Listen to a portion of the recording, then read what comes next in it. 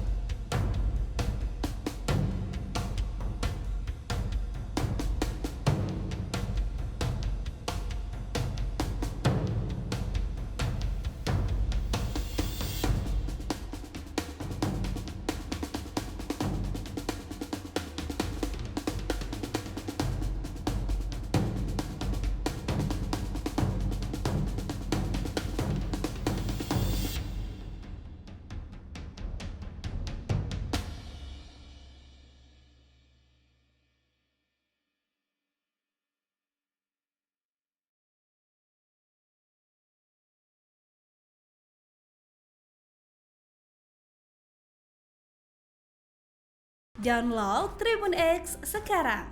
Menghadirkan lokal menjadi Indonesia.